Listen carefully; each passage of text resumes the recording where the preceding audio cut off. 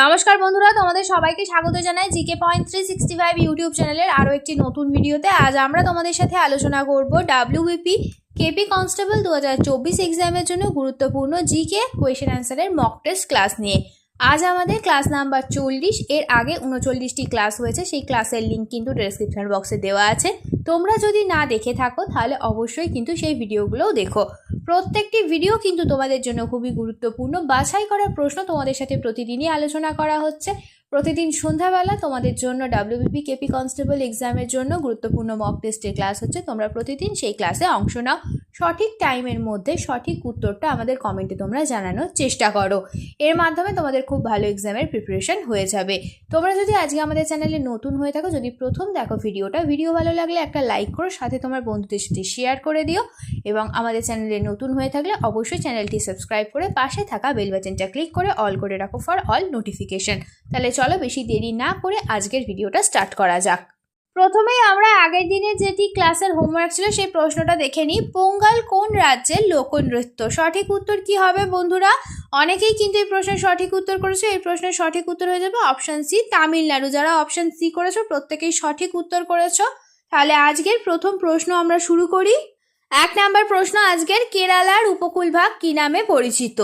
সঠিক উত্তর কি হবে? সঠিক উত্তর তোমরা কমেন্টে জানাও। সঠিক উত্তর হয়ে যাবে অপশন এ, মালাবার উপকূল।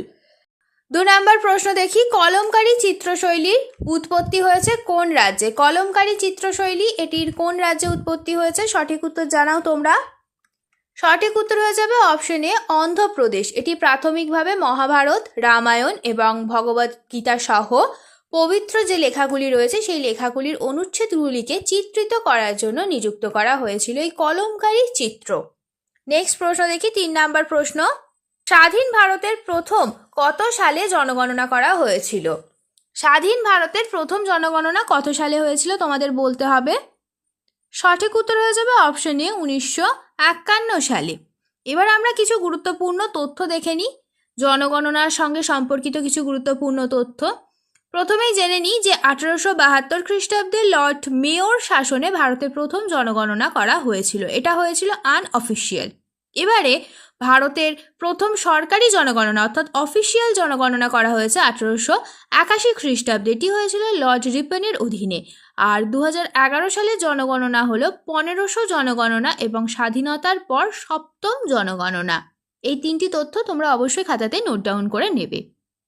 নেক্সট প্রশ্ন দেখি এবার, তৃতীয়বার জাতীয় নিরাপত্তার উপদেষ্টা হিসেবে নিযুক্ত হলেন কে? সঠিক উত্তর কি হবে তোমরা জানাও কমেন্টে। কারেন্ট অ্যাফেয়ার্সের প্রশ্ন, তৃতীয়বার জাতীয় নিরাপত্তা উপদেষ্টা হিসেবে নিযুক্ত হলেন কে? সঠিক উত্তর হয়ে যাবে অপশন বি, অজিত ডোভাল। প্রশ্নটা তোমাদের জন্য কিন্তু ভিভিআই প্রশ্ন। নেক্সট প্রশ্ন দেখি, এটিও তোমাদের জন্য ভিভিআই প্রশ্ন। Federation of Indian chambers of commerce and industry FICCI এর ডিরেক্টর জেনারেল পদে নিযুক্ত হলেন কে? এই প্রশ্নটিও তোমাদের জন্য ভিভিআই প্রশ্ন। সঠিক উত্তর জানাও তোমরা কমেন্টে। সঠিক উত্তর হয়ে যাবে অপশন বি, জ্যোতি ভিচ। নেক্সট প্রশ্ন দেখি আমরা, গ্লোবাল জেন্ডার গ্যাপ ইন্ডেক্স 2024-এ ভারতের স্থান কত? এটিও ভিভিআই প্রশ্ন। গ্লোবাল জেন্ডার গ্যাপ ইন্ডেক্স 2024-এ ভারতের স্থান কত? সঠিক উত্তর হয়ে যাবে এই প্রশ্নের অপশন ডি, 129 নম্বর। প্রথম স্থানে রয়েছে আইসল্যান্ড। এবার আমরা পরের প্রশ্ন দেখি। নেক্সট প্রশ্ন, হর্ষঙ্খ বংশের প্রতিষ্ঠাতা কে ছিলেন?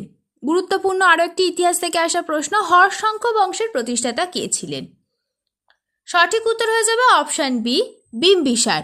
এবার আমরা বংশ এবং তার প্রতিষ্ঠাতা আর শেষ সম্রাট এই সম্পর্কিত কিছু গুরুত্বপূর্ণ তথ্য দেখে নিই। এই তথ্যগুলোর মধ্যে থেকে কিন্তু তোমাদের অনেক কোয়েশ্চেন তোমরা কমন পাবে। তোমরা তথ্যগুলোকে খাতাতে সবাই নোট ডাউন করে রেখে দাও।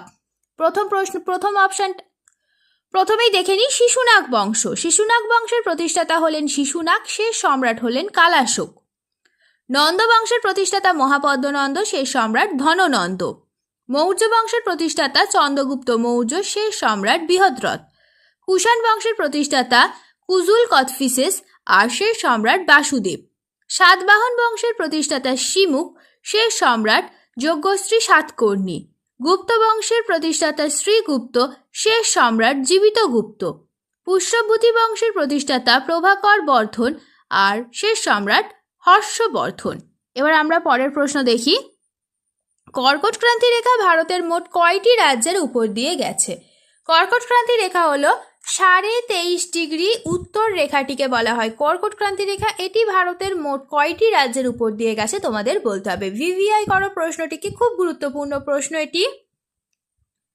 সঠিক উত্তর হয়ে যাবে অপশন ডি, 8টি রাজ্যের উপর দিয়ে কর্কট ক্রান্তি রেখা গেছে। এবার আমরা কিছু গুরুত্বপূর্ণ তথ্য কর্কট ক্রান্তি রেখা সংক্রান্ত দেখে নিই। 17টি দেশের মধ্য দিয়ে কর্কট ক্রান্তি রেখা গেছে। ভারতের কর্কট ক্রান্তি রেখাটি 8টি রাজ্যের মধ্য দিয়ে গেছে। রাজ্যগুলো হচ্ছে গুজরাট, রাজস্থান, মধ্যপ্রদেশ, ছত্তিশগড়, ঝাড়খণ্ড, পশ্চিমবঙ্গ, ত্রিপুরা এবং মিজোরাম। আর মাহি নদীকে কর্কট ক্রান্তি রেখা দুবার অতিক্রম করেছে। এই প্রশ্নটা কিন্তু তোমাদের জন্য এক্সামে আসতেই পারে। কর্কট ক্রান্তি রেখা কোন নদীকে দুবার অতিক্রম করেছে? তখন উত্তর হয়ে যাবে মাহি নদী। তো এই তথ্যগুলিও তোমাদের জন্য খুবই গুরুত্বপূর্ণ। চলো এবার আমরা নেক্সট প্রশ্ন দেখি। কেশরী পত্রিকার সম্পাদক কে ছিলেন? সঠিক উত্তর কি হবে? কেশরী পত্রিকার সম্পাদক কে ছিলেন? সঠিক উত্তর হয়ে যাবে অপশন সি, বাল গঙ্গাধর তিলক। এবার আমরা বিভিন্ন পত্রিকার প্রতিষ্ঠাকাল আর সম্পাদকের নাম দেখে নিই। বেঙ্গল গ্যাজেটের প্রতিষ্ঠাকাল 1760, সম্পাদক জেমস অগাস্টাস হিকি। দিগদর্শনের প্রতিষ্ঠাকাল 1818, সম্পাদক জন ক্লার্ক মার্শম্যান। সমাচার দর্পণের প্রতিষ্ঠাকাল 1818, সম্পাদক জন ক্লার্ক মার্শম্যান। গ্যাজেটের প্রতিষ্ঠাকাল 1818, সম্পাদক হলেন গঙ্গা কিশোর ভট্টাচার্য।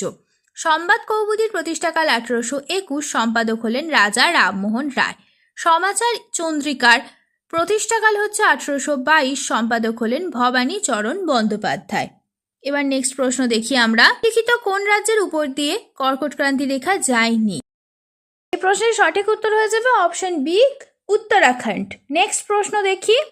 মহালানবিশ পরিকল্পনা ভারতের কোন পঞ্চবার্ষিকী পরিকল্পনাকে বলা হয়? ভিভিআই প্রশ্ন, একটি খুব গুরুত্বপূর্ণ প্রশ্ন।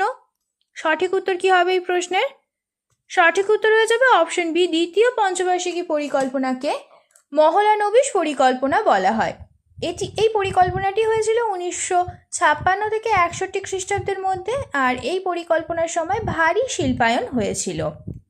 নেক্সট প্রশ্ন দেখি এবার আমরা। দর্পণ পত্রিকার সম্পাদক কে ছিলেন?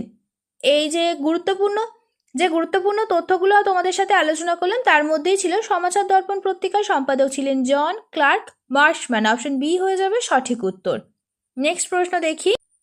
ভারতের কোন উপকূলে বছরে 2বার বৃষ্টিপাত হয়? কোন উপকূলে ভারতের বছরে 2বার বৃষ্টিপাত হয় জানাও তোমরা। সঠিক উত্তর হয়ে যাবে অপশন বি, করমণ্ডল উপকূলে। নেক্সট প্রশ্ন। কত সালে পূর্ণ স্বরাজ প্রস্তাবটি পাশ করা হয়েছিল? ভিভিআই প্রশ্ন, কত সালে পূর্ণ স্বরাজের প্রস্তাব পাশ করা হয়েছিল? সঠিক উত্তর অপশন এ, 1929 সালে। নেক্সট প্রশ্ন দেখি। ভিক্টোরিয়া জলপ্রপাত কোথায় অবস্থিত? সঠিক উত্তর কি হবে? ভিক্টোরিয়া জলপ্রপাত কোথায় অবস্থিত? সঠিক উত্তর হয়ে যাবে অপশন সি, আফ্রিকায়। এটি জামবেজি নদীর উপরে অবস্থিত। নেক্সট প্রশ্ন দেখি। মধুবনী চিত্রকলা প্রধানত কোন রাজ্যে বেশি জনপ্রিয়? জানাও সঠিক উত্তর কি হবে? সঠিক উত্তর হয়ে যাবে অপশন বি, বিহারে। নেক্সট প্রশ্ন দেখি এবার আমরা। ভারতের তোতা পাখি কাকে বলা হয়? ভারতের তোতা পাখি বা এটিও বলা হয় তুত ই হিন্দ, কাকে বলা হয়? সঠিক উত্তর হয়ে যাবে তখন অপশন বি, আমির খসরুকে। নেক্সট প্রশ্ন দেখি আমরা। সর্বনিম্ন জনঘনত্ব বিশিষ্ট কেন্দ্রশাসিত অঞ্চলের নাম কি? ভিভিআই আরও একটি প্রশ্ন। সঠিক উত্তর অপশন বি, আন্দামান ও নিকোবর দ্বীপপুঞ্জ। নেক্সট প্রশ্ন। ভারতের প্রথম সংবাদপত্রের নাম কি? সঠিক উত্তর অপশন ডি, বেঙ্গল গ্যাজেট। এটি হয়েছিল প্রতিষ্ঠাকাল হলো 1780। নেক্সট প্রশ্ন দেখি আমরা এবার।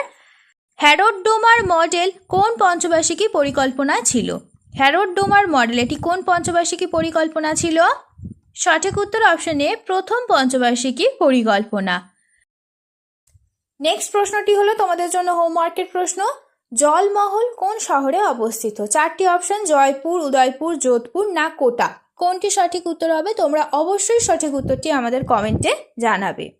শেষ হলো আজকের ভিডিও। আজকের পর্বে আমরা আলোচনা করলাম ডাব্লিউবিপি কেপি কনস্টেবল এক্সামের জন্য গুরুত্বপূর্ণ কিছু জেনারেল নলেজ কোয়েশ্চেন অ্যান্সার নিয়ে।